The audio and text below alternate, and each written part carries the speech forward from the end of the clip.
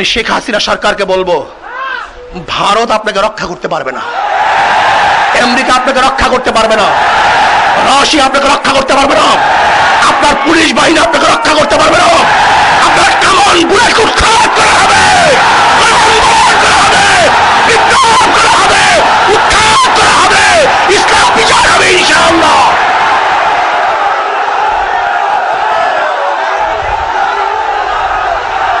শেখ হাসিনা সরকার, আওয়ামী সরকার, আপনার আজকে সরকার দুর্নীতির অবস্থা দেখেন, এই দৃশ্য দেখেন। এই জনতা ক্ষিপ্ত হলে যে কোনো বাধা অতিক্রম করে বান ভেঙে বিজয় হবে ইনশাআল্লাহ। আসুন, যখন যেই সময় আমাদেরকে ডাক দেওয়া হবে, সেই ডাকে উপস্থিত হওয়ার রাজি আছে তো ইনশাআল্লাহ? আরে মরার জন্য কে কে রাজি আছে? মরার জন্য, শহীদ হওয়ার জন্য, বাঁচার জন্য নয়। মরতে চাই, শহীদ হতে চাই, জীবন দিতে চাই, রক্ত দিতে চাই, ইসলামকে বিজয় করতে চাই। ফয়জুল করিম বক্তব্য নিয়ে আসছেন হযরত মাওলানা মুফতি সৈয়দ মোহাম্মদ ফয়জুল করিম।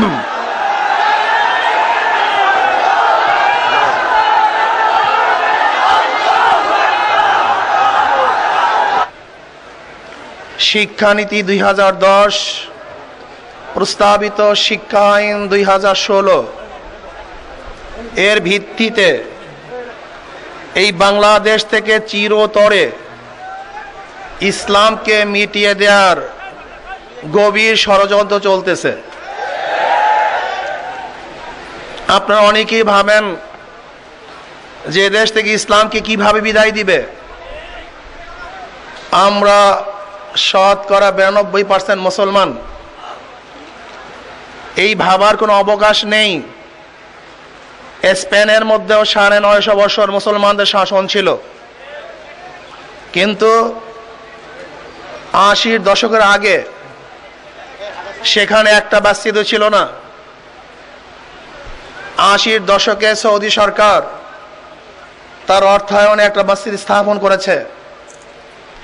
বোখারা, তাসকান, সামারকান, উজবেকিস্তান, কাজাকিস্তান, যেই দেশগুলি ছিল রাশিয়ার অঙ্গ এক প্রদেশ, যেখানে জন্ম হয়েছিল ইমাম বুখারীর, সেই বোখারা, তাসকান, সামারকান্দে 72 বছর পর্যন্ত একটা কোরআন শরীফ তেলাওয়াত করার সুযোগ মুসলমান পায় নাই। কোনো দোকানের মধ্যে, লাইব্রেরির মধ্যে কোরআন শরীফ বিক্রি হতো না। শুধু তাই নয়, আপনারা জানেন ইরাক, ইরান, যে ইরাক ছিল হযরত আলী রাদিয়াল্লাহু তাআলা খেলাফতের রাজধানী, তাতারিরা সেই ইরাক দখল করে 10 লক্ষ মুসলমানদের মাথা দিয়ে মিনার গড়েছিল। আপনারা জানেন তুর্কিস্তান, মুসলমানের শেষ খেলাফত 750 বছর পর্যন্ত মুসলমানের খেলাফতের ভিত্তি ছিল তুর্কিস্তান। সেখানে কামাল আতাতুরের মতো এক নাস্তিক রাষ্ট্রপ্রধান হওয়ার পরে এই বর্তমানে যে শিক্ষা নীতি প্রতিষ্ঠিত করার পায় তারা আওয়ামী লীগ সরকার করছে, সেই কুদরাতি খোদার শিক্ষানীতি বাস্তবায়ন করে 8ম শ্রেণী পর্যন্ত একটা মুসলমান বাচ্চাকে কোরআন শিক্ষা দেওয়ার ব্যবস্থা রাখা হয় নাই, কলেমা শিক্ষা নেওয়ার ব্যবস্থা করা হয় নাই। আপনারা জানেন এই বাংলাদেশ কোনো খ্রিস্টানদের দেশ নয়, এই বাংলাদেশ কোনো ইহুদিদের দেশ নয়। আজকে আমি আওয়ামী সরকারকে বলতে চাই, আপনার এই সিলেবাসের মধ্যে সেতুটা দুলছে, এর মধ্যে 47-এর দেশ ডিভাইডেডকে অবজ্ঞা করা হয়েছে। শুধু তাই নয়, যদি 47-এ দেশ ডিভাইডেড না হতো তাহলে লাল সবুজের পতাকা আজকে আমরা কোনোদিন দেখতে পারতাম না। আর 47-এ ডিভাইডেড দেশ পৃথক, এর আন্দোলনে কোনো খ্রিস্টান ছিল না, ধুতিওয়ালা ছিল না, নাস্তিক ছিল না, কোনো খ্রিস্টান ছিল না। দেশ ডিভাইডেডের পিছনে আন্দোলন করেছিল একমাত্র মুসলমান।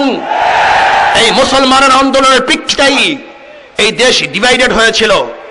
তৎকালীন সময় যদি পাকিস্তান নামে একটা ভূখণ্ড আমরা না পেতাম, তাহলে ৭১ বাংলাদেশ কোনোদিন স্বাধীন হতো না। আমার জ্ঞানী মানুষেরা, আপনাকে বুঝতে হবে ৪৭ আজকে বাংলাদেশ নামে এই ভূখণ্ড যদি ভারতের সাথে এক থাকতো, আর জম্মু কাশ্মীর, জম্মু পাঞ্জাবকে যদি পাকিস্তানের সাথে মিলিয়ে আর আমাদেরকে যদি ভারতের সাথে মিলিয়ে দেওয়া হতো, তাহলে কিয়ামত পর্যন্ত আন্দোলন করতে পারতাম, কিন্তু বাংলাদেশ নামীয় স্বাধীন দেশ আমরা কোনোদিনও পেতাম না। সেই সময় সবচেয়ে বেশি বিরোধিতা করেছিল হিন্দুরা। শুধু তাই নয়, যখন বাংলাদেশে ১৯১১ সনে লর্ড এসেছিল, তখন নওয়াব সলিমুল্লাহ প্রস্তাব দিয়েছিলেন ঢাকাতে একটি ইউনিভার্সিটি স্থাপন করার জন্য। কিন্তু কাদের প্রতিবাদের কারণে এই রবি ঠাকুরও তখন প্রতিবাদ করেছিল, যেন বাংলায় ইউনিভার্সিটি না হয়, তাহলে মুসলমান বাঙালিরা তারা শিক্ষিত হবে, উচ্চ শিক্ষায় শিক্ষিত হবে, ক্যালকাটা ইউনিভার্সিটি স্থাপন করা হোক। ১৯১১ সনে বাংলাদেশের এই ভূখণ্ডের মধ্যে রাজধানীর বুকে যেই ইউনিভার্সিটির প্রস্তাব হয়েছিল, একমাত্র হিন্দুদের প্রস্তাবেই বিরোধিতার কারণেই সেই ১৯১১ সনে বাংলাদেশে ইউনিভার্সিটি স্থাপন করা সম্ভব হয় নাই। সেই ইউনিভার্সিটি স্থাপন করা হয়েছিল ১৯২১ সনে নওয়াব সলিমুল্লাহর প্রস্তাবে। কোন খ্রিস্টান, কোন হিন্দু, কোন নাস্তিকদের প্রস্তাবে এই ইউনিভার্সিটি করা হয় নাই। কাজে ইউনিভার্সিটি মুসলমানদের ইউনিভার্সিটি, এখানে কোনো নাস্তিক থাকতে পারবে না। এই ইউনিভার্সিটি কোন বেঈমানদের ইউনিভার্সিটি না। এই ইউনিভার্সিটি নওয়াব সলিমুল্লাহর নিজের জমিতে স্থাপিত ইউনিভার্সিটি, মুসলমানদের প্রস্তাবিত ইউনিভার্সিটি। এটা নাস্তিকদের জায়গা না, মুসলমানদের জায়গা।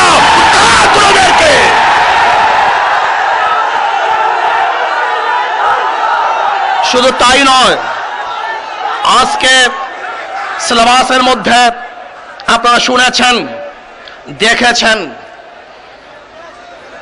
দেব দেবীর নামেও কোরবানি করলে তা খাওয়া বৈধ হবে। এইটা শেখ হাসিনার জন্য খাওয়া বৈধ হতে পারে, কোনো মুসলমানের জন্য বৈধ না। শুধু তাই নয়, লাল গরুটা, এই লাল গরুটা কবিতার মধ্যে গরুকে দেবী হিসাবে স্বীকৃতি প্রদান করা হয়েছে। গরুকে জবে করা এটা ত্রুটিযুক্ত একটা দোষ, এটা প্রমাণ করা হয়েছে। আমি মনে করি এটা হিন্দুদের ধর্ম হতে পারে, এটা কোনো মুসলমানের ধর্ম না। কাজী এই কবিতা যারা সিলেবাসের মধ্যে অন্তর্ভুক্ত করেছে, আমি মনে করি তারা মুসলমানের সন্তান নয়, তাদের পূর্বশত হিন্দু হতে পারে, নাস্তিক হতে পারে, এটা মুসলমানদের কবিতা হতে পারে না। যে সিলেবাসের মধ্যে নবী আলাইহিস সালাতু ওয়াস সালামের জীবনী থাকবে না, ওমরের জীবনী থাকবে না, আবু বকরের জীবনী থাকবে না, ওসমানের জীবনী থাকবে না, আলীর জীবনী থাকবে না, যেখানে মহৎ লোকদের জীবনী থাকবে না, এরকম সিলেবাসের বই বাংলাদেশে পড়ানো হবে না ইনশাআল্লাহ। এটা পড়াতে দেওয়া হবে না। আমরা আগে বলেছি, ইসলামী আন্দোলন বাংলাদেশ শান্তিপূর্ণ ধারাবাহিক আন্দোলনে বিশ্বাসী। যদি আপনারা ভাঙচুর চান, আমরা করতে পারি, কিন্তু এখনো করব না। আপনারা যদি হরতাল চান, আমরা দিতে পারি, কিন্তু এখনো দেব না। আপনারা যদি অবরোধ চান, তাহলে তাও আমরা করতে সক্ষম, কিন্তু এখনো করব না।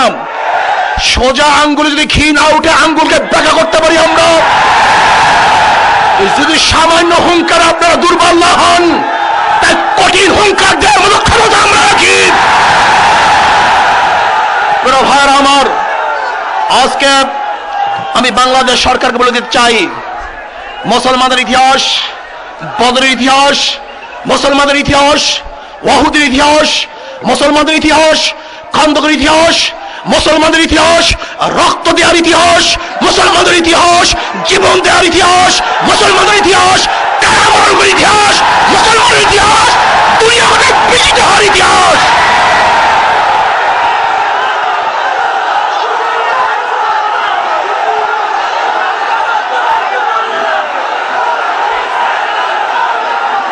আওয়ামী সরকার,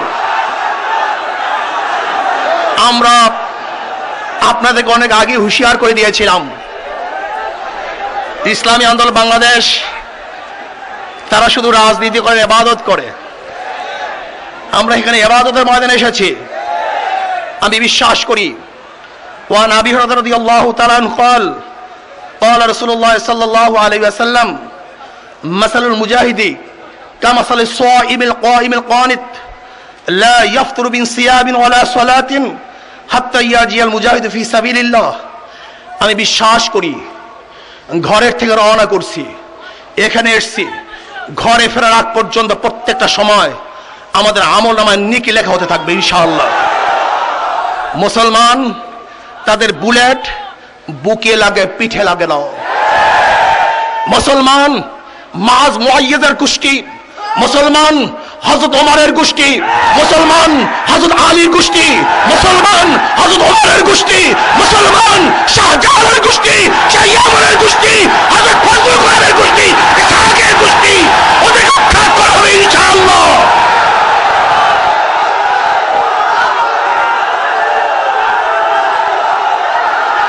প্রিয় ভাইয়েরা আমার, আমরা 1911 সনে বক্তৃতা করেছিলাম যে নাস্তিক আস্তিকদের লড়াই শুরু হয়ে গেছে।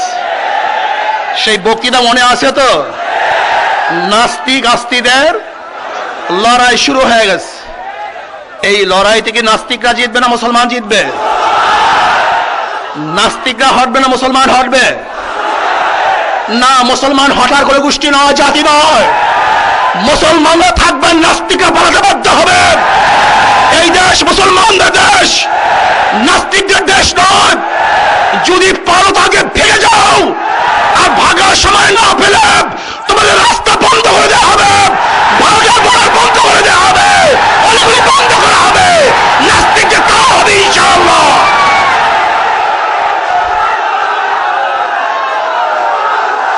আমি আওয়ামী সরকারকে বলতে চাই, আপনার যদি সুমতি অধ্যায় হয়, যা লিখেছেন সহ্য হয় না, মন চায় না দুনিয়াতে বেঁচে থাকার মতো কোনো সময় থাকুক। মন চায় আন্দোলন করতে গিয়ে আল্লাহর কাছে হাজির হই, মন চায় রক্ত দিয়ে আল্লাহর কাছে কমপক্ষে এতটুকু বলি, আল্লাহ ইসলামকে জিন্দা রাখার জন্য, এই জাতিকে মুসলমানকে ঠিক রাখার জন্য কমপক্ষে আমার ধমনির থেকে এক ফোঁটা রক্ত হলো তোমার পথে আমি ব্যয় করেছি। কি লিখেছেন এখানে, কি দিয়েছেন জাতিকে? আমি শেখ হাসিনা সরকারকে বলবো, ভারত আপনাকে রক্ষা করতে পারবে না, আমেরিকা আপনাকে রক্ষা করতে পারবে না, রাশিয়া আপনাকে রক্ষা করতে পারবে না, আপনার পুলিশ বাহিনী আপনাকে রক্ষা করতে পারবে না। আপনার কামন বুলেট উৎখাত করা হবে, বিপ্লব করা হবে, উৎখাত করা হবে, ইসলাম বিচার হবে ইনশাআল্লাহ।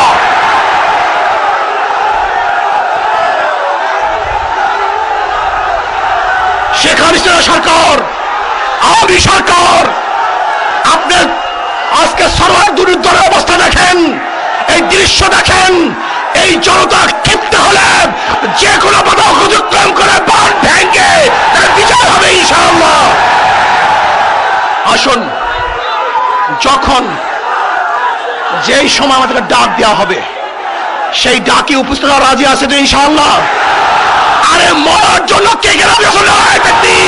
মরার জন্য, শহীদ হওয়ার জন্য, বাঁচার জন্য নয়। মরতে চাই, শহীদ হতে চাই, জীবন দিতে চাই, রক্ত দিতে চাই, ইসলামকে বিজয় করতে চাই। ভাইয়ার আমার, মুসলিম জনতা কলিজার মধ্যে অনেক আগুন, সহ্য হয় না। আর বিএনপি, আমরা অনেক আগেই বলেছিলাম বিএনপি মুনাফিক শক্তি, বিএনপি মুনাফিক শক্তি, বিএনপি মুনাফিক শক্তি। ও নাস্তিক শ্যামল কান্তিকে দেখতে চায়, কিন্তু মসজিদ মুসলিম হত্যা হয়েছে, তাকে দেখার সুযোগ বিএনপি পায় নাই। আজানের বিরুদ্ধে কটূক্তি হয়, বিএনপি কথা বলতে পারে না। বিএনপিকে বাংলাদেশের দ্বিতীয়বার ক্ষমতা আসতে দেওয়া হবে না, এই মুনাফিককে ক্ষমতা আসতে দেওয়া হবে না। ইসলাম ক্ষমতায় আসবে, কোনো মুনাফিক আসবে না। সবাইকে কবুল করে নেন। আমার আলাইহিল বালাগ। আসসালামু আলাইকুম ওয়া রাহমাতুল্লাহি ওয়া বারাকাতুহু।